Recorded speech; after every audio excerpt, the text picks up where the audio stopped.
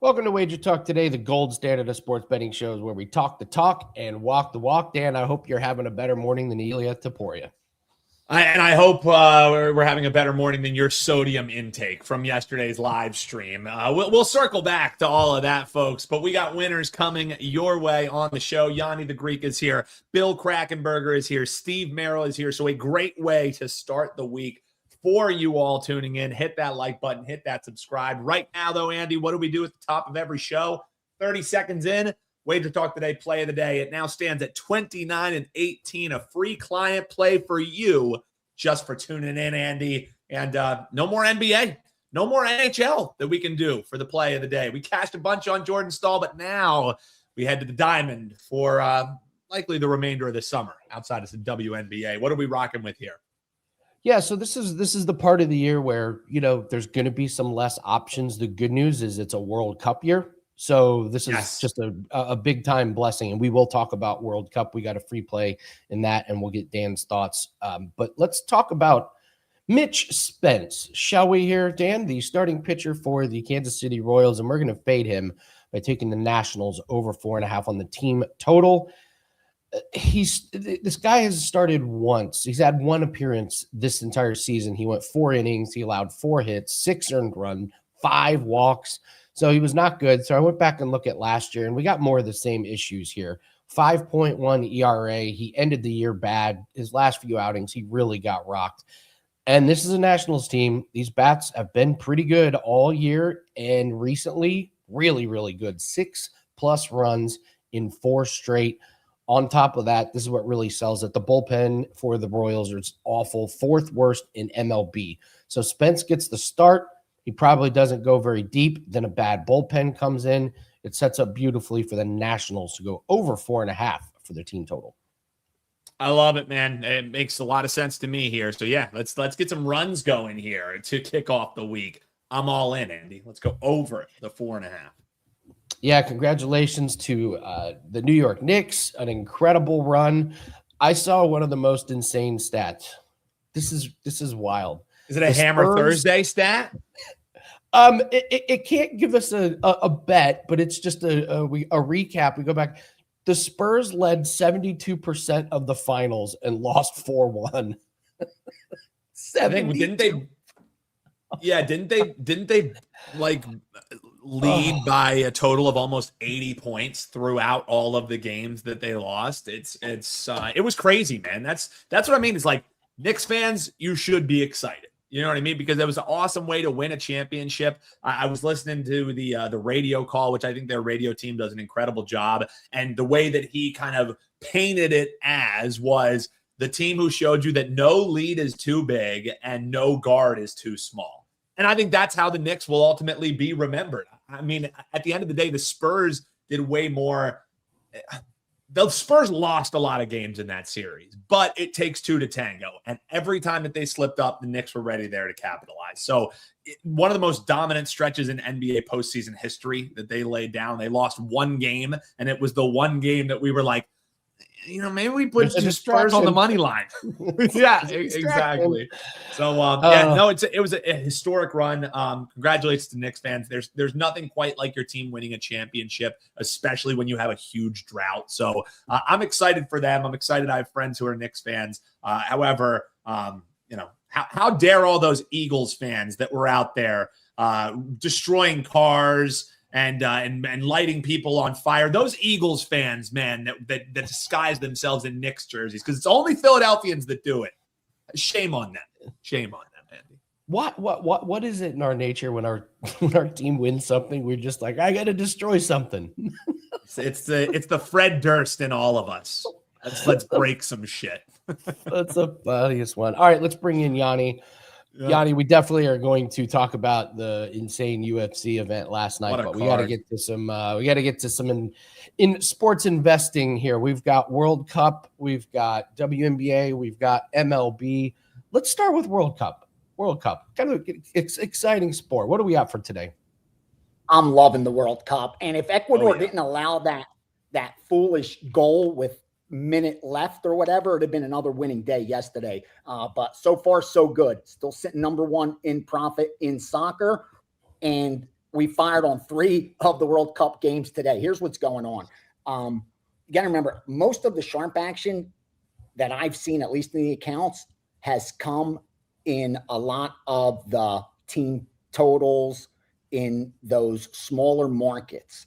Not much side and total action, you know what I mean? Like in the 3-way lines and stuff like that. But able to gauge by what they're betting on those smaller markets, at least where the lean is. And when it lines up with what we have power ratings, so far, so good. Here's what we got today. Spain's actually getting all the money, obviously. The question is the handicap. They're not making them cheap. And most are laying the goals. So it's kind of like how badly can Spain make this? Like how ugly can they make it? Can they win by 5 goals, 6 goals, 7 goals? That's the question. It was all Spain, at least the early game.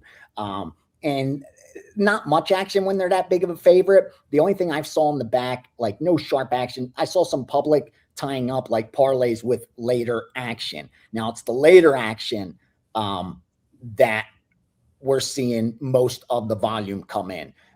Belgium, Egypt's getting a lot of money, and Iran, New Zealand's getting a lot of money. Uruguay, Saudi Arabia, not all that much. I'm seeing public money coming in on Belgium and public money coming in on New Zealand, both of those sides. Power rating wise, they don't really line up. I kind of lean the other way, to be honest with you. Even in that Spain, Cape Verde, here's what you got to remember. With soccer, what makes it difficult is the 3-way line, you know, with team A, team B, or the tie. Like, this is the perfect example of, obviously, if you're going to cap it, you're going to cap it with Spain. What's their implied win probability? What's the Verde implied win probability? And then what's the draw? In this one, believe it or not, like, we gave Verde about a 5% chance of winning this game. Okay. So, like, even with you should factor in 5% chance to anyone as a black swan, just in trading in general. But make a long story short, so at 5%, right now they're getting plus 2,800. I think I saw. Obviously the game went off, but I'm bringing this up because that went off at plus 2,800. That 2,800, the break even's 3.5%. We have it capped at about 5.5%. In that instance, like, I'm supposed to bet Verde plus 2,800. Now, granted, they're not going to win this game, but that's the value that you find now in the World Cup. Like, if you're not going to make money just betting those top teams. Like, we've already seen that over the first couple days because of the draw, the tie. That's the key. Because of that tie, it's made it difficult. Like, at least the bookmakers I've spoken to, like, they've been doing well so far from recreational bettors betting. So again, most of the action's coming in on favorites every single day, but be cautious because it's that tie that's been costing everyone. At least that's, you know, what I've been seeing, betting that 3-way, because we have how many ties right now? We've got 1, 2, 3, 4 ties in like 10 games. Yeah. That's a lot. That's a lot. Yeah. And that's hard to overcome. Yeah. Cape Verde get 1.5% value there. So yeah, I didn't bet it. I'll be honest. I was about to say, I'll also put my Venmo up on the screen, Gianni, for anyone who wants to bet the Cape Verde money. They make it difficult. That's the problem. Like, again, even with the other matchups, having to give up the half a goal, take the half a goal when there's that tie element. That's the makes it difficult. And if you don't bet the 3-way, then you see what some of those chalk is. Like today, try to bet Iran or try to bet Uruguay or try to bet Egypt or Belgium just to advance, just to win. And that it's so chalk. It's a lot of betting opportunities, but you do have to be cautious and selective because you could place a good bet and then again, things happen in ways that we're just not used to betting other sports as compared to soccer. So I think for a lot of bettors, it's that twist in the handicap of how do I factor that tie into my handicap that's given most bettors a problem. Yeah, it makes sense. I mean, we'll touch on UFC last night, but there was UFC is another sport where it's like, this guy's chalk. I'll just try and pick a method of victory to get a better price. And then oops, the submission instead of KO. So, what are we seeing in MLB? Good slate of games today. Yeah, not a lot of steam. So I got a little special for you. Let me share stuff that I have seen in the accounts first.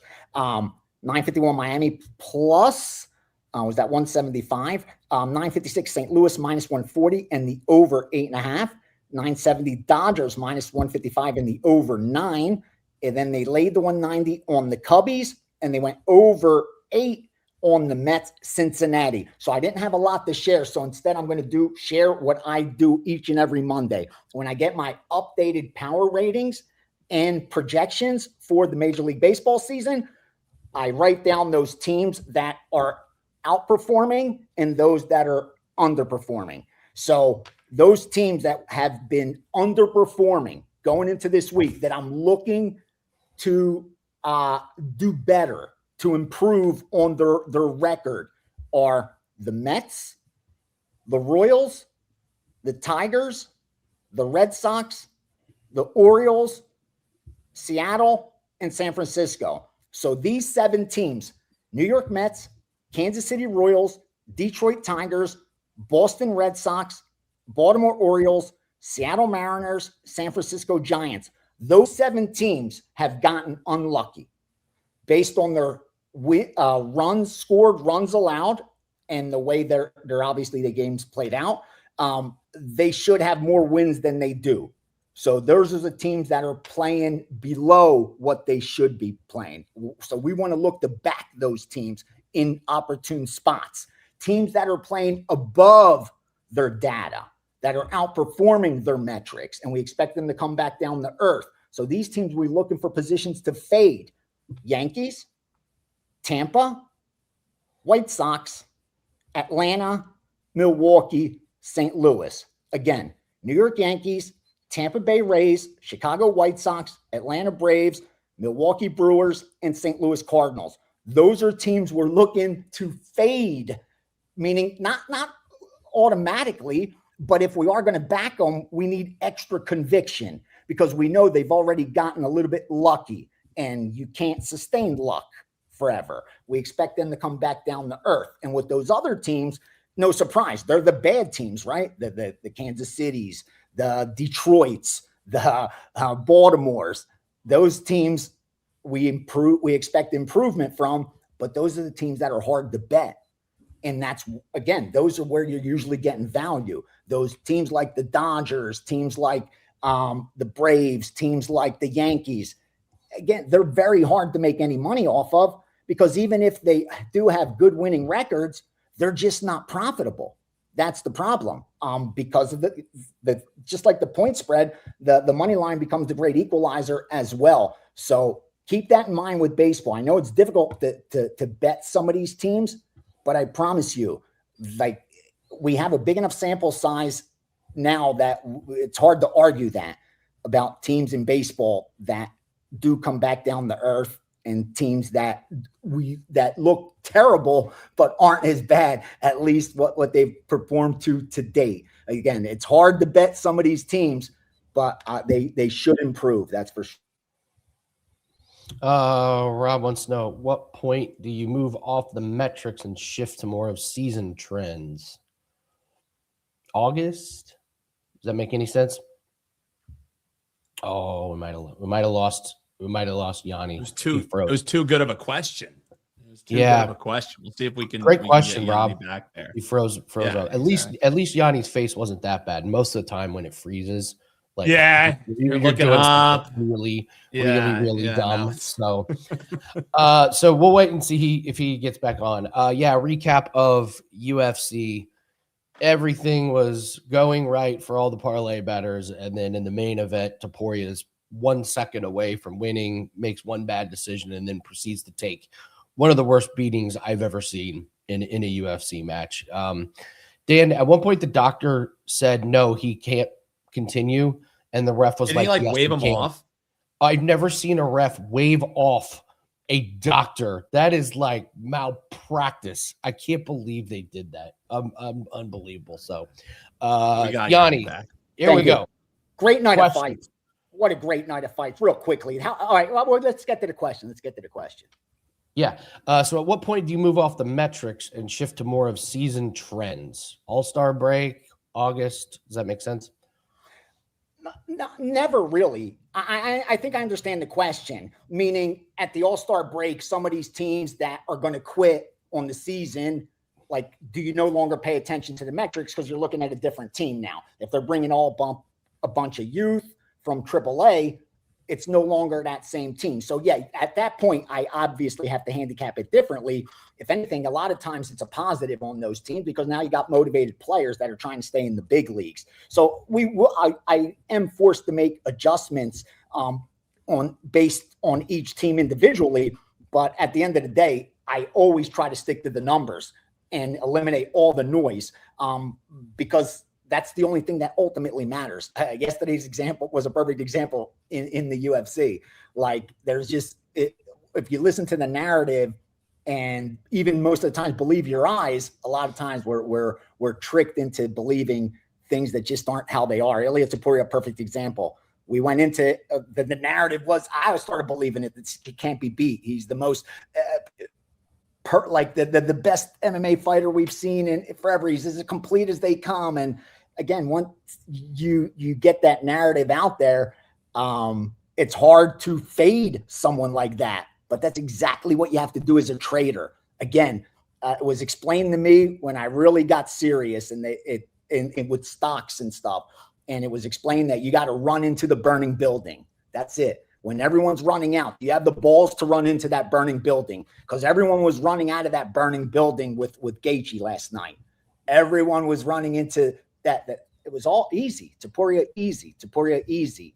And again, it's never that easy. So getting back full circle to that baseball, I know it's going to be hard to bet Kansas City. I know it's going to be hard to bet Baltimore. It's going to be hard to bet Seattle. It's easier to bet the Yankees. It's easier to bet Milwaukee. It's easier to bet St. Louis. I get it.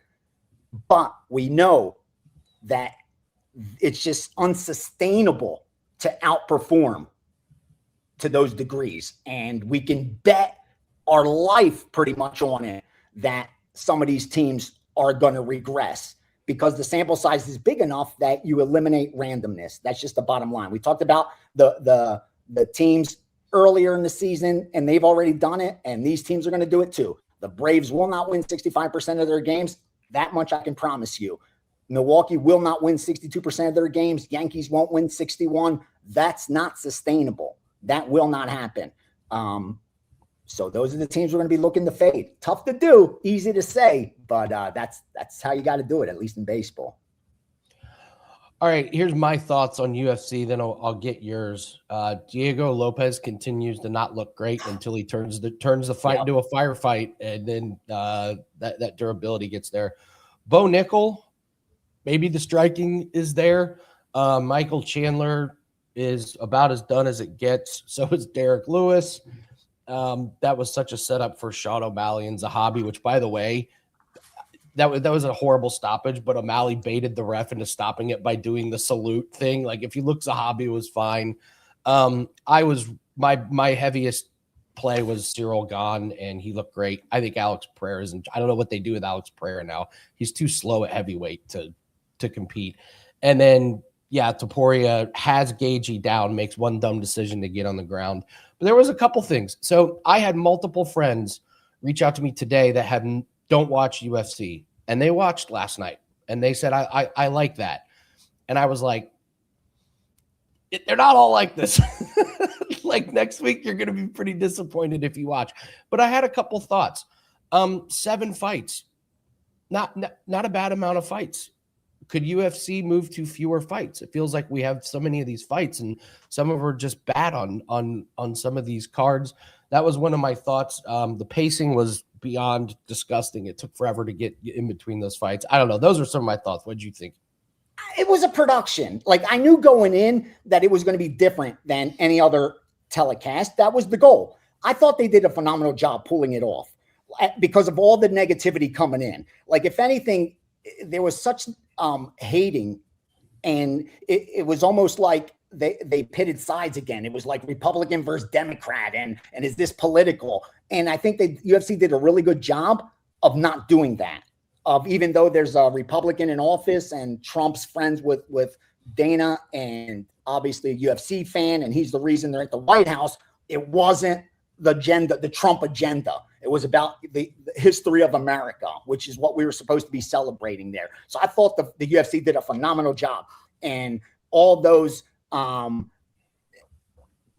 people coming in, the Thomases of the world that were just talking so bad about how awful this is and the mix of politics and government. He looked like a fool today because they did nothing of that. They did nothing of that. They showcased these athletes. They showcased America and its history and the greatness. That's all they did. It was a celebration of America. And it's awesome that we got to see a good MMA card. With that said, I thought from a betting perspective, it couldn't have ended better for me, except if Garcia got the W. But here's the bottom line. I look back because this is what I do, and I thought Garcia at that price was the right side because I don't think that Lopez does that 2 out of 3 times. Like, I do think that at least close to 40% of the time, Garcia is able to not get finished. And if he doesn't get finished, I think he gets the W. Like, I'm not upset with placing that bet, even based on how it played out. The rest of the way, like with you, Gane was my biggest bet. I had a 5% on Gane, and I had a Gane inside the distance.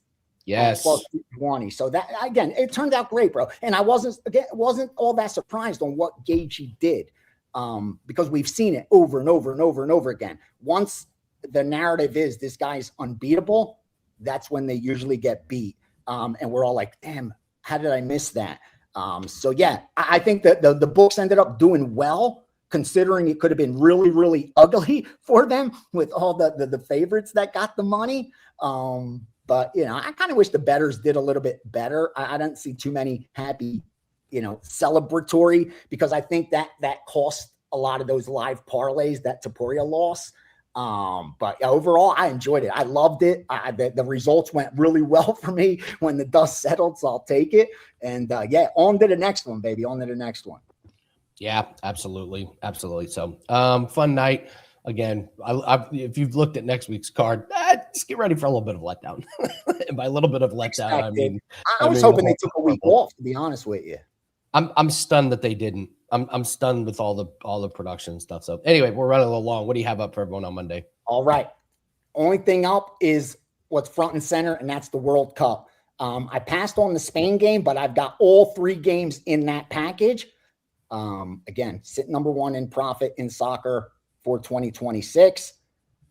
Baseball, I haven't confirmed any premiums yet. That's why the Steam sheet isn't up. I'll attach it to a soccer play so that subscribers are able to see the Steam baseball, because I'm not forcing anything.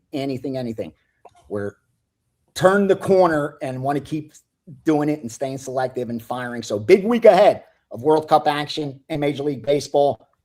NBA's over. NHL's over, but that don't mean we don't have action. A lot to get to. So best of luck to everyone the rest of the week, and hope you guys do some damage.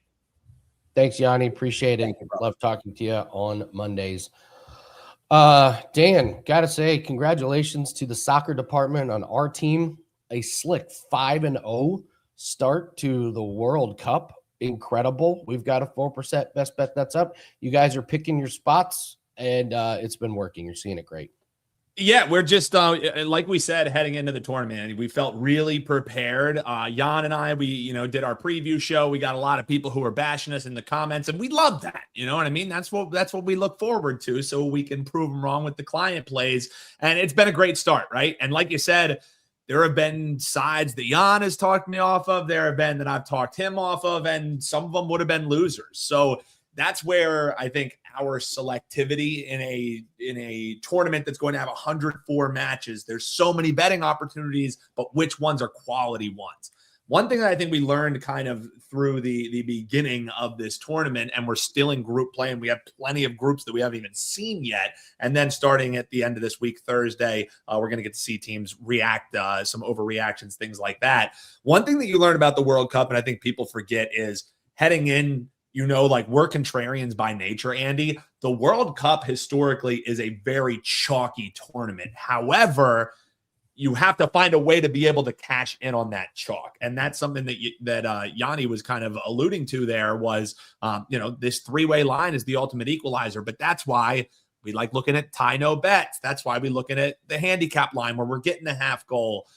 For instance, we were dead wrong on USA. We didn't think USA was going to start off, but we didn't make it a client play because we didn't like it enough. So we got one that we like tonight. We have a free play that we'll give you a little bit later in this Egypt game. But, man, it's been fun. You were watching the UFC. You were streaming the UFC. I only saw a little bit here and there because I've been dialed in. Every single match, watched at length, and we're learning a lot about these teams. Yeah. Well, we were watching everything. Hockey. Your screens were just, you run it over. Over. Yeah, so we got a 4% package that's up. Attached to that is an MLB prop. It's the free play I gave out today, but we also have a 4% WNBA play that is up. So you're getting a pack, number one in WNBA profits this year, number one in World Cup. That's what we got rocking. But again, we're still running these specials. Go to the specials page. At least get a 3-day pass, 6-day pass.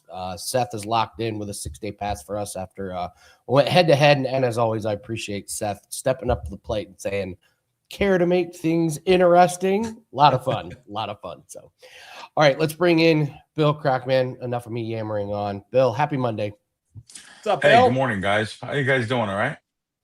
I'm exhausted, man. I'm exhausted. I had to stay up and watch the UFC fight on a Sunday night. My body while streaming it live.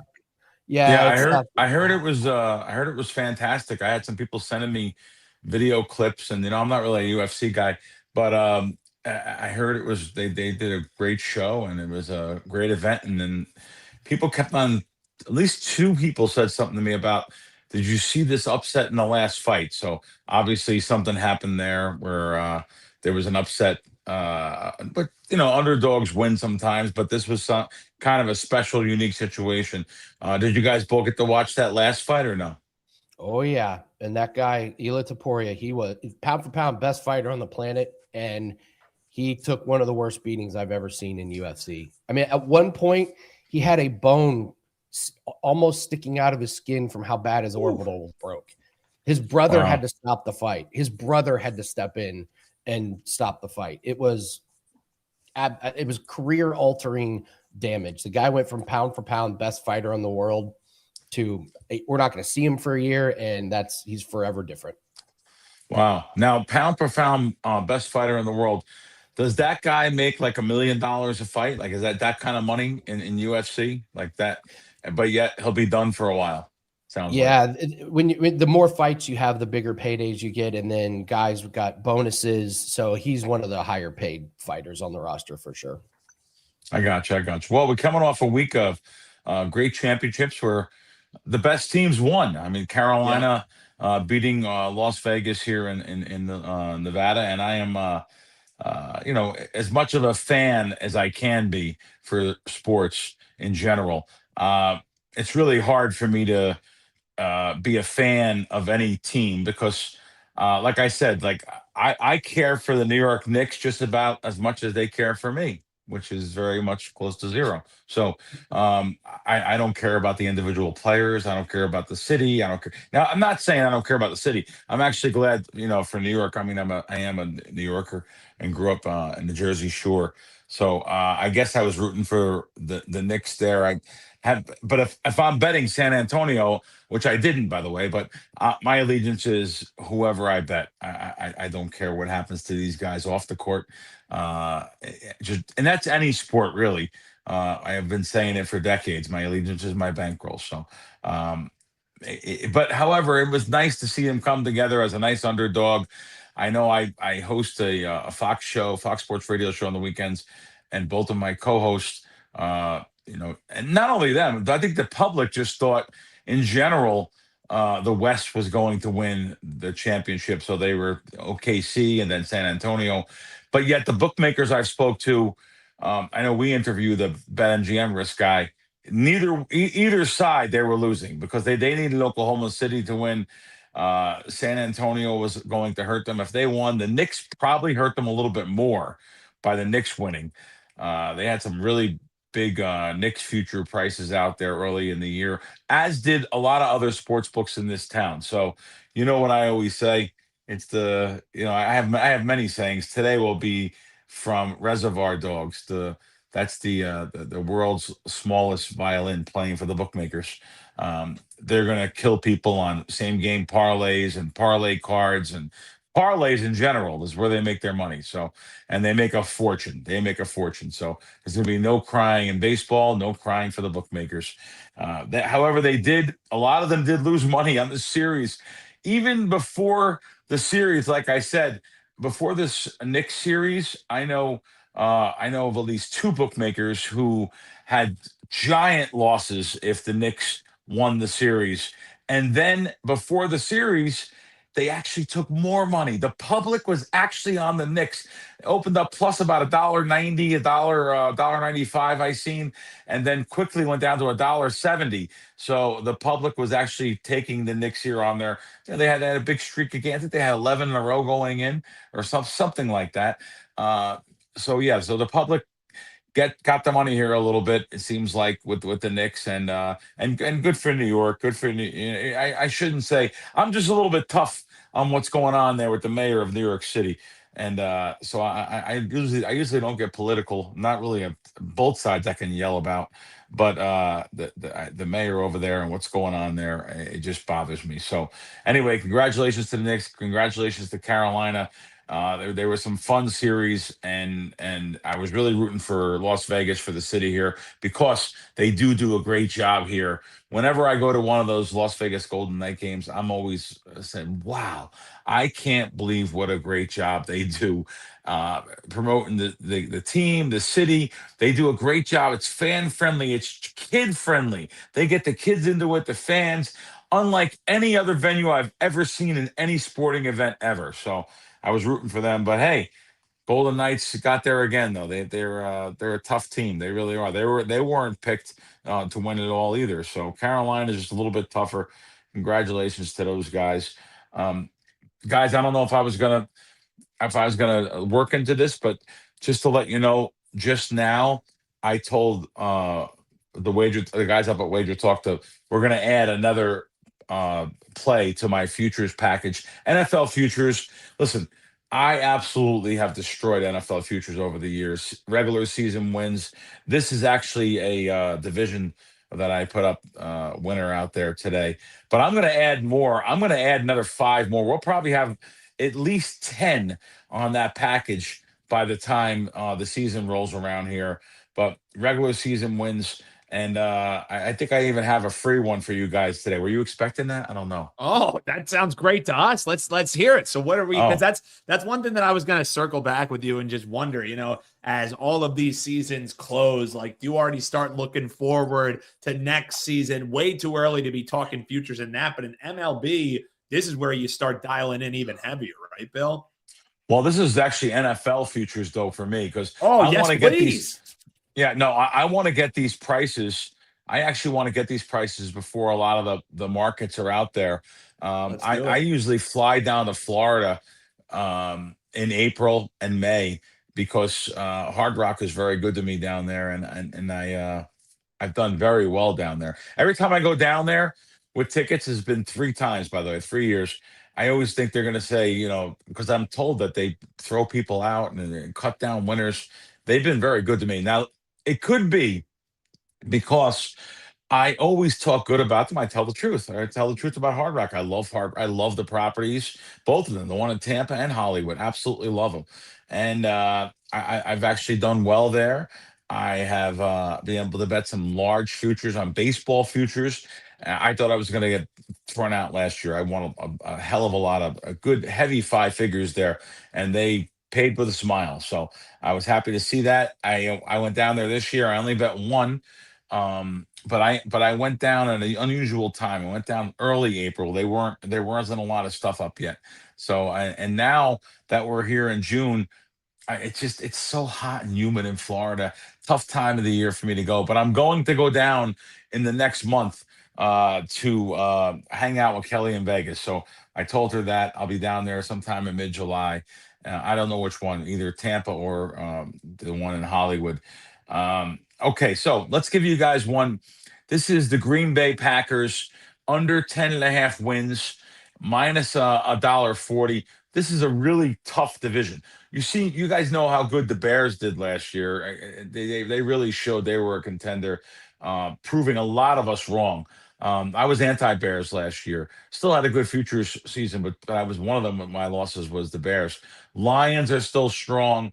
The Vikings got a big upgrade at quarterback, and maybe Jordan Love from Green Bay. He might not be. I think he regressed a little last year, so he might not be that franchise quarterback that people thought he was. So I don't think they get to 11 wins this year. Um, you know, it's funny. I say he might not be the franchise quarterback, but look what these quarterbacks make. I think they paid him 55 million a year. I think they gave him either 250 or 275 for 5 years. That's million, by the way. So they think highly of him. I understand, but I think he did regress a little bit last year. And I do like Green Bay under, and because they're in a tough division too. That's probably one of my best divisional bets is and that's in the package that people buy, but we're going to give that we gave that one out free to you guys. Like I said, I have 3 or 4 other season wins in there that, and I'm going to add some more the closer we get to the season here. And by the way, I say closer we get, we're less than 2 months away, less than 8 weeks away from preseason football. So like 7 weeks away from preseason football. Unbelievable here already. I just can't believe how time flies. I can't wait because that's my wheelhouse is preseason football, NFL props. Don't really do a ton on NFL sides, but maybe some totals. But they're very obtainable lines too. So everyone has NFL player props out now. So wherever you go, 30. I just heard the other day, 38 states. However, even more with these other markets, prediction markets and stuff. I live in Nevada here, where legally we cannot bet on the Kalshis and poly markets and the different prediction markets here. So I haven't ventured into that yet. However, I'm told if I travel back, I'll always consider home New York. So if I travel back home to New York or New Jersey, I could sign up for an account there and play there. And different, just in Nevada, you can't play with the prediction market. So it's kind of interesting, though. You have states like Florida, Texas, California.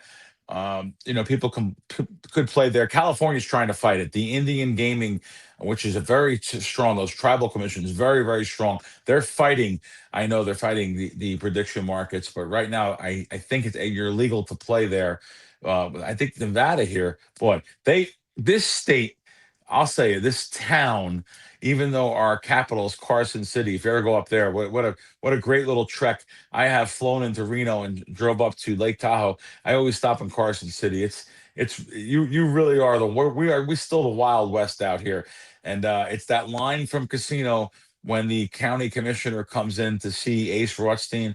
It is so true. It is so true. Mr. Rothstein, you're all just our guest here. It is so true.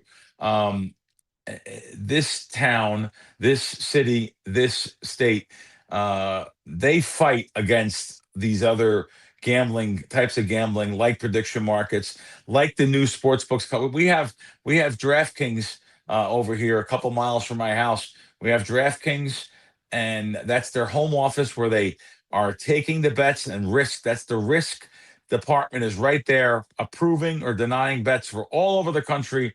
Yet you can't bet right there in this state, in this town, because the gambling boards and has not approved these big companies taking bets here because they want to keep it controlled. And it really is. They don't want anything like Cantor Gaming coming into town and doing what they did. Cantor Gaming got involved in a lot of legal issues, and they had some of the largest fines levied against them, up to I think upwards of $40 million in fines they paid when they were here, and it was kind of an embarrassment for the board and things they did. So they don't want that happening here. But that's where we're at, guys, with that. What else you guys got? Well, I love the breakdown there, man. You never know when we're going to talk a little couchy and whatnot. But yeah, they do a good job of that best betting show ever. They do break down those markets for those folks who can bet over there. Bill, I do have a question for you, though, my friend, as you have been just absolutely clicking in WNBA. Last week, you grabbed over 11.5 units in WNBA, 6 your last 7 plays. So we'd love to see that. I know you got to play rocking tonight. Oh, you yeah. have anything else you can get? You got anything you can sprinkle for the folks? You got any WNBA prop, MLB prop? I forgot. I do have a WNBA prop. I always, try to get you guys the correct line here too. WNBA. I checked it at like 7 this morning, so a couple hours later. All right. Well, it's still 16.5. Okay, good. So let's go to the WNBA. Like you said, we actually been crushing the WNBA. Yeah. Tonight we got the Las Vegas Aces, Nalisa Smith over her points, rebounds, over 16.5, minus $1.30. She's over this number easily in her last 3 games. And tonight with Carter out of the lineup, she should be a close game in Dallas tonight. So I think she'll get some minutes there. She'll get 25, 27 minutes of play tonight. So let's go with her over points and rebounds, over 16.5, minus $1.30 tonight. There's a free one for you guys, and hope we continue this WNBA streak. I love it. And they can get the best bet over at your page, WT.buzz/Crackman. Bill, always a pleasure, man. Best of luck tonight. Keep that run going, bro. Thank you, guys. Have a great day. Thanks, everyone. Appreciate you. Yeah, I love it. Gotta love it, man. You messaged me on the side. This Spain and Cape Verde game is certainly it's drunk right now. It's drunk in the first half for sure. This goalie for Cape Verde is like this getting blasted. That's the thing though. Like a hot goalie in all sports can make a huge difference. In soccer, I mean, that goal is freaking huge, dude. You know what I mean? Like a hot goalie can literally shrink that thing down to the size of a hockey net, and that's what you're seeing in this game to start. I do think. Second half, Spain's having enough chances and they're having enough control. I would be pretty surprised if this thing didn't end. But yeah, these saves are insane right now. Well, we're waiting for Steve Merrill. Let's do all around the world. Kill a little bit of time here. Let's do it. I got a couple of really good plays here. I'll let you talk about Belgium and Egypt and why we're looking at over 2.5.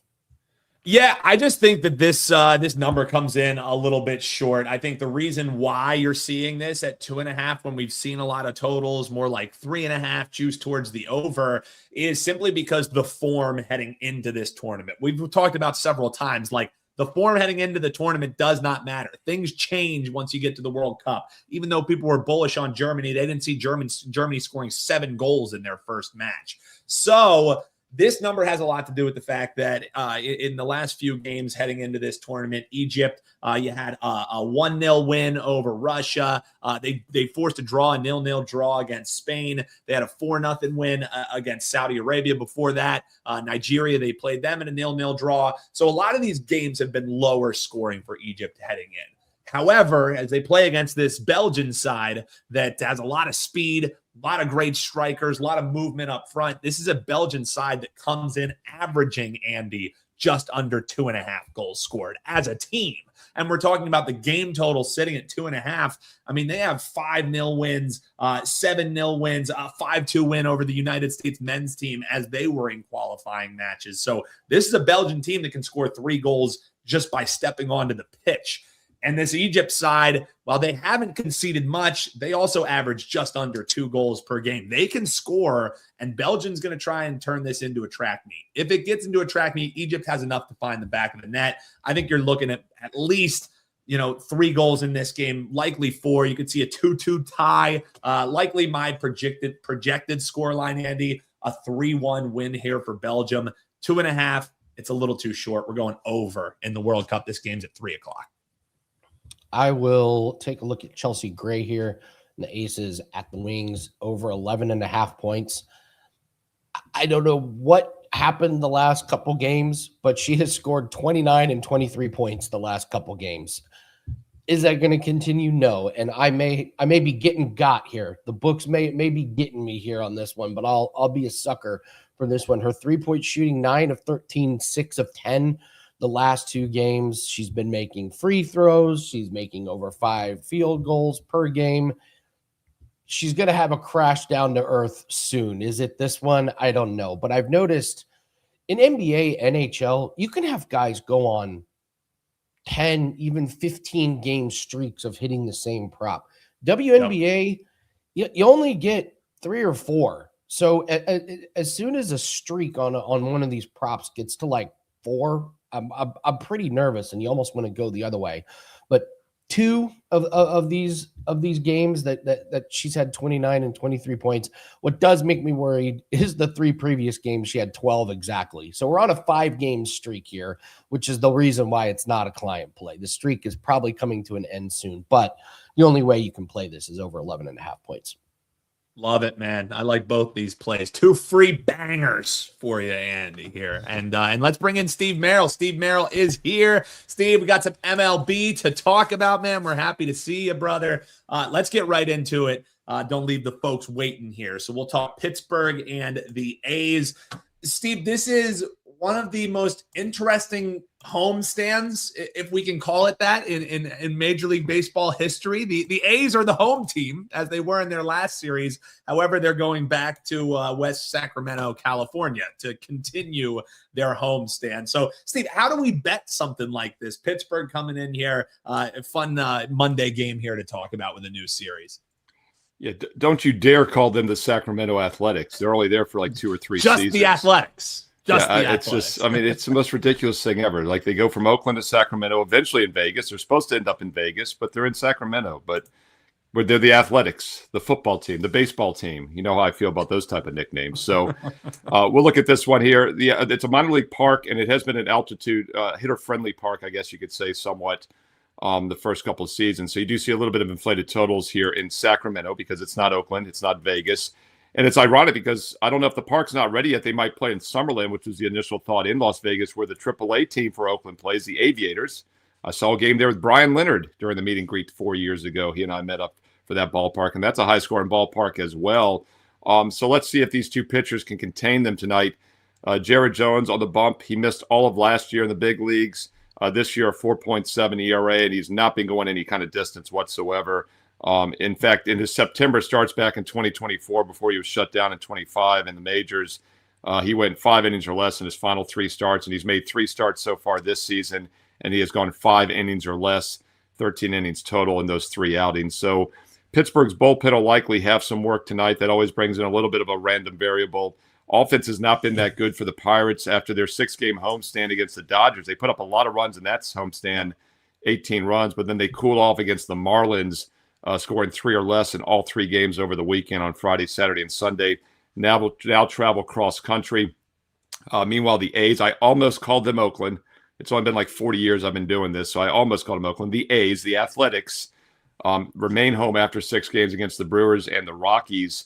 And we did see some high-scoring games. It wasn't Coors Field, but we had 32 runs yesterday on Sunday, and that's mainly because the A's gave up 23 of them. So their bullpen is obviously going to be very thin in this game tonight as well. I don't like the travel situation for Pittsburgh, but it's hard to trust the pitching situation for Oakland in this one. Tough call in this one. Athletics, Ginn and Jones. A little bit of sharp money's coming on Pittsburgh, and I think that's probably the right move. I would take a look at them as a live dog, plus 105, and it is a big total. It opened 10. It's now up to 10.5 because that Oakland bullpen is decimated. And also, Pittsburgh's starter hasn't been that strong this season. So I'd lean over. I'd lean Pittsburgh as well, what should be a high-scoring game. Some runs racking up, says Steve Merrill. Steve, we're going to talk Tampa Bay and LA, that aforementioned team that you saw those runs get stacked up for Pittsburgh. But first, Monday, it's a new week, Steve. No more NBA, so you get to breathe a little bit. So we'll transition you into getting people some MLB breakdowns and get you ready to go for your Fade the Public that'll be coming in the NFL season, the top 25 that will be coming. So there will be no rest for you, Steve Merrill, coming forward. But let folks know what you got. New week coming, WT.buzz/SM. What are we rocking with? Yeah, so the NBA videos officially ended Sunday. We had on game 4, we had a 99% chance in the second half there would be a game on Tuesday. And then on Saturday, we had a 97% chance when they had the double-digit lead that we would have a game 6 on Tuesday. But the Spurs found a way to make sure I didn't have to do an extra video. So the NBA videos are officially done. Did every postseason game. Thank you for all of you that joined us. All the thumbs up, likes, positive comments, clicks, likes, subscribes, and hit that bell for instant alerts, because there will be baseball free play videos throughout the summer here on a weekly basis. And football's only a couple months away. We can't wait for those Thursday night prime games that went 16-3. I lost count last year on the Thursday night prime game. So we're looking forward to some football videos here in a couple months. But we do have baseball not only throughout the week with free play videos, but on a daily basis for best bets. It's your DBB, your daily bankroll builder. Your DBB is your summer project for the next couple months. Baseball is how you build that bankroll and get ready for football this fall. And I do have a strong Monday night best bet on my page. And don't forget, I post a free play every day as well. So if you're new to Wager Talk, if you're still building that bankroll, if you're doing your own handicapping, take advantage of the free plays. Yes, we have free play videos here throughout the week, but every single day I've got a free baseball play throughout the summer on my page, Steve Merrill, WagerTalk.com. You can get there quicker with shortcut wt.buzz/SM. And while you're there, check out some special offers. The buy 3, get 3 free is still available, and they're stackable. So you can buy multiple 6-day packages for $69 before that offer expires and then use them throughout the summer. And also the rest of the baseball season for just over $3 a day. That's about $1 a play for the rest of baseball. So if you're serious about getting ready for football, do it now and build your bankroll with baseball and get that daily free play. Steve Merrill, WagerTalk.com. And, of course, get there quicker with shortcut wt.buzz/SM. All right, Steve, let's talk this Rays and Dodgers game. It's fun. When Lauer was first on the mound, we were like, hey, man, we should be fading Lauer, right? And then it didn't matter because the Dodgers scored 12 runs. And now that was when Lauer was a dog. Now they've gotten wise. They said, forget it. Dodgers can score on anyone and rack up runs. So now you're seeing Lauer as a minus 175. Shop around, find some different prices there. Favorite as their home taking on the Tampa Bay Rays. How are you looking to bet this one, Steve? Yeah, the Blue Jays, of course, moved Eric Lauer over to the Dodgers about a month ago, and he was having a terrible season with the Blue Jays. And a lot of times you see maybe a renewed spark when a guy goes to another team, change of scenery, change of league. And I think we saw that in his first start against the Rockies at home back on May 26th. Lauer gave up just 1 run in 6 innings of work. But he's come back down to earth since his last 2 outings against Arizona and Pittsburgh on the road. He's given up 4 earned runs in just about 10 innings of work in those 2 starts. Overall this year, he still has a terrible 5.5 ERA. I really think last year was the outlier season with the 3.2 ERA because he missed all of 2024. The year before that, he had a 6.6 ERA in about 46 innings. So he's not a good pitcher. He's a below-average pitcher, but the Dodgers get by because of their offense, as you said. And they've put up 11 runs the last 2 games against the White Sox. Yes, they started slow on Friday with just 2 runs, but keep in mind that offense was in incredible current form in the 3-game road trip at Pittsburgh before that, putting up 28 runs in 3 games. So this team has now scored 7 runs or more in 4 of their last 6 games. Tampa Bay also in pretty good offensive form. They put up 8 yesterday against the Angels. They remain in L.A., so it's an easy road trip for them here. Nick Martinez having a solid season statistically with a 2.4 ERA. But he did not fare well against the Dodgers last year, giving up 11 hits and 6 runs in just 11 innings of work. So I think both pitchers will struggle here tonight. I project a Lauer to struggle really the rest of the season like he has for the most part. And by the way, Tampa's familiar with him being an AL East pitcher with the Blue Jays. Tampa's current lineup, a rock-solid 333 batting average, 19 for 57 career versus Lauer. And I think it's going to be a hit fest here tonight. I like over the total, over the 9.5, and it is 9.5 under, so you're getting over 9.5 even. It opened as low as 8.5, 9 in some spots, so you might want to wait. This is, by the way, the late ESPN game at 10 o'clock Eastern Monday night. Public will probably come in on the over, but I am seeing some over 9s, minus 120, minus 125 out there. 9 is a really key number. I always talk about this. Odd numbers are more important than even numbers because of extra innings. Because if this game is 4-4, it has to end up at 9 or more. So I like 9 over minus 120 better than over 9.5 even. But no matter you play it, play the over tonight. I think there'll be some runs on ESPN at 10 Eastern in LA. And Steve, 2 breakdowns we got from you, and both of them are looking for runs. It's almost just tempting me to just blindly go bet the grand salami of runs. Ooh, the salami. That sounds delicious. I know, right? It's a good lunch option and a fun bet to kick around with. Well, and Dan, seriously, I think there's only like, what is it, 8, if I'm not mistaken, like 8 games, or maybe 10 games. Yep. Yeah, I'm counting here. There's 10, so it's a little bit more. But, that's always something that's harder to handicap when there's 15 games because there's so much random variance. But if you get like 8 or 10 games, you can maybe start looking at, if you do like a handful of overs, it would make more sense. Yeah, I mean, you're seeing out of these 10 games, you got 1, 2, 3, 4, 5, They're all 8, 6 8 and a halves. Yeah, yeah, 6 of them are 9 or 9.5 or higher. So who knows? It's just one to throw out there. But Steve, always a pleasure talking to you on Mondays here. Real quick, man, obviously, we're done with all the NBA videos, things like that. But as you zoom out, I mean, you were breaking down every single post game. A lot of folks are talking about, hey, is this Knicks run one of the most impressive that we've ever seen? Hard to argue with the fact that they only lost, in this final one of those ones at home. So thoughts on what we learned maybe from the NBA season? Way too early to go next season. But another thing I'm seeing on social media is, barring any injury, get your Spurs futures in now, because now they have lost it. So, Steve, thoughts as we turn the page to the next NBA season? It'll be here before we know it. Well, I hate to be on the public side, but I've been saying it as well. And I told you, Dan, I think I told you, Andy, when I was on WagerTalk the other week, the Spurs are going to win 3 of the next 5 titles. It's just not going to be this season. So I think we're still maybe on track with that. But there's a couple of numbers I'll point out. First of all, everyone knows they had a double-digit lead in all 5 games, including the first quarter of all 5 games. They lost 4 of the 5. I joked earlier about, in Game 4, there was a 99% chance I'd do a Game 6 video. In Game 5, there was a 97%. So I gave you those numbers. They had a 92% chance of winning Game 1 when they were up 13. They had a 83.5% chance of winning Game 2 when they were up 12, and then 99.5% and 97%. So they lost all 4 of those games with those percentage chances. They could have easily won this series 4-1. And people in the video were getting on me because I kept saying Spurs are the better team. And obviously, it's hard to say that when they lose 4 games to 1. And I do think the youth factor kicked in. When they beat OKC on the road in Game 7, we're all thinking, well, maybe youth factor isn't a factor. But I do think it caught up to them. They have 3 guys, 22 or younger. But what's ironic about that is that the guy that hurt them the most probably was De'Aaron Fox, who's considered the wily veteran on the squad. He really underperformed at times, and I thought his minutes should have been limited more. We'll see what they do with him next year. Dylan Harper was a great 6th man as a 20-year-old rookie. He's going to be a star if he keeps progressing. Castle's only been in for 2 years. He's going to be a 3rd-year guy next year. If Wemby stays healthy, I do think this is the team to beat.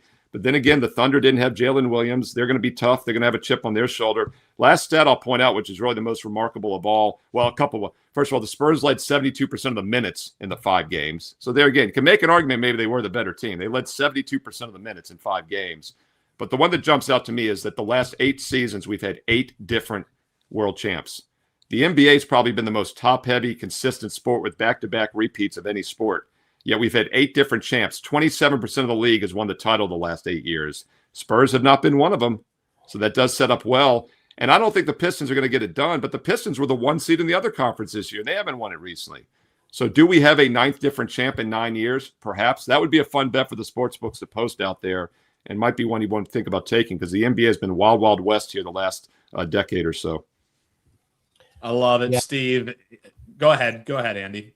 I was just gonna say I haven't verified. I saw half the teams have been in the finals the last 10 years. Yeah, that's wild. If that's insane. Yeah, that's crazy, Andy. NFL. I'll have to look that up because it's 8 of 30 have won it, and that's 27%. Because I actually got the calculator out for that one.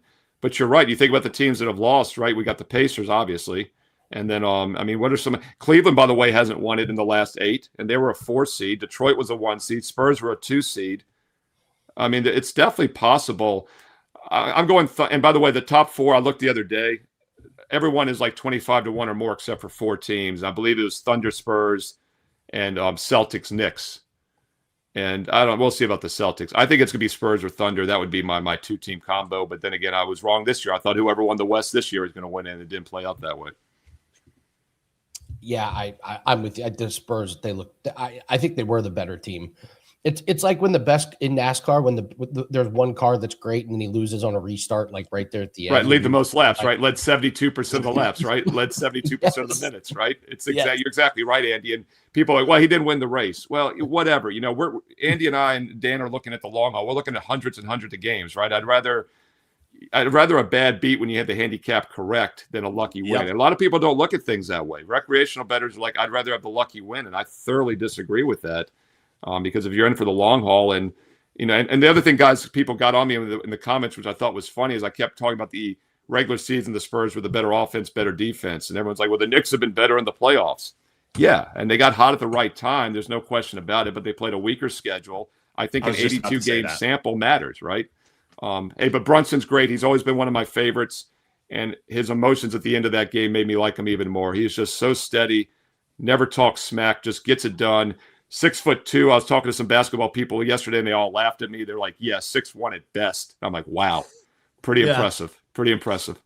Yeah, and that's the thing too. But when you saw that calm, cool, collected demeanor really across their entire roster, it's because they already took all of these lumps. It might have not been in the NBA Finals like the Spurs. The talent tells you that they have enough to get there, but so much of what the Knicks were able to do right is because they failed at that exact same thing time after time after time. Experience factor.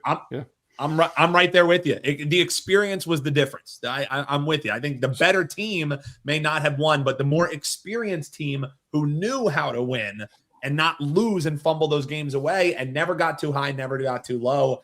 I think that's what was really the mark of this great Knicks team, is steady-handed, and I think your assessment of Brunson is kind of their team in a microcosm. Real quick, guys, I wonder, I mean, we'd research this. When do you think an NBA team has won the championship without making the playoffs a year before? I can't think of it happening. I mean, maybe it happened in the Bulls era when Jordan sat out. I don't know if they didn't make it like in 94, you know, but I mean, we all kind of thought like the Spurs were a year too young, like in the first and second round. We're like, they're not going to win this whole thing. But then when they beat OKC in the road in Game 7, a shorthanded Thunder team, you know, in hindsight.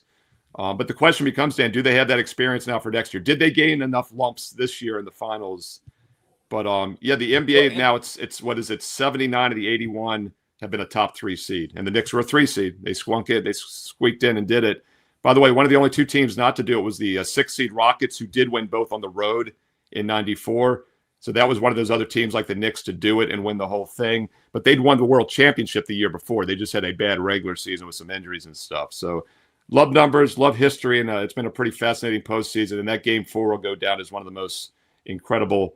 I talked to more people this week, like mediocre basketball fans, about that than I've ever talked to about sports. It was pretty cool in hindsight. I haven't watched a lot of NBA simply because I've fallen out of favor with the product. I watched every single NBA Finals game. So that tells you everything you need to know. Steve, getting to that 250,000 subscribers without you doing every NBA game would have taken a hell of a lot longer to get there. Without baseball would have done it. Yeah, exactly. Without you being one of the folks giving people free information here, we would not be the channel that we are. So, Steve, it's always a pleasure having you on here. Make sure you're tuned in and check you out WT.buzz/SM. Appreciate you, brother. And thank Dan Alexander in the comments, everybody. He basically did every one of those videos with me and produced them and popped them up, and Andy knows that as well. So Dan the Man Alexander behind the scenes, give him a like as well in the comments below. Boom. And hopefully it brings us all some good luck and we all cash for ourselves and for the clients tonight. Like Andy said, we got plays up. Steve's got his plays up. Go check him out, WT.buzz/SM. Andy, we are rocking with some World Cup action tonight. So hopefully we get to continue that, man. Oh, no. Don't do it. Don't do it. Jason's thinking. Don't do it, because that second half is going to come. And if this goalie doesn't play the way that he does, the better bet for you to make. The only thing is, if it hits, boy, do you have a story. Boy, do you have a story. Like, if here's it wins, my thing. That's the thing. They're well, for what it's worth, Andy, pre-flop, Spain was, a minus 1,000 favorite, and now they're down to minus 475. So if you're Gianni, you're saying, oh my God, I'm backing up the Brinks truck to back Spain in the second half. Here's one thing that I will say, and what you have learned in these opening matches. This World Cup is different than any other because a draw and then a win further on, you are going to qualify as long as you score enough goals. So Spain here, if they draw here, it's not the end of the tournament for Spain. You saw it with Brazil. With Brazil's first match, that did not go how it was expected. Now it was against Morocco, who's a much better side than Cape Verde. So I'm talking apples to oranges. However, a draw in match day 1, I hate to say it doesn't mean much, Andy, but it damn near means nothing, a draw in match day 1. So that's what I'm pausing of backing up the Brinks truck on Spain here. Yeah, I mean, this in years past, Spain would be in pure panic at this point. You'd be like, we can't draw. We need to find a way.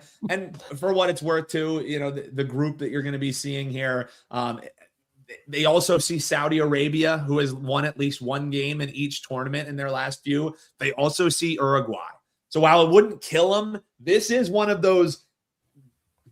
I hesitate to say groups of death because it's really Uruguay and Spain. Uruguay and Spain are going to qualify for this group. Right here, it doesn't matter as much, though.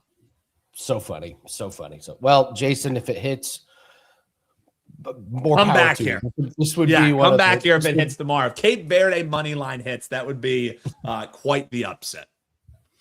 All right. Great show, guys. Thank you to all the guests. Thank you, Dan. Let's go for 6 wins in a row in the World Cup. Incredible 5-0 start. So that goes off tonight. WNBA play and MLB play attached. And we'll be back same time, same place tomorrow for $5 Tuesday and Dinger Tuesday. So we got some 3-day passes to give out and some $5 best bets. Good luck on your bets. Have a great Monday. We'll see you tomorrow. Take care.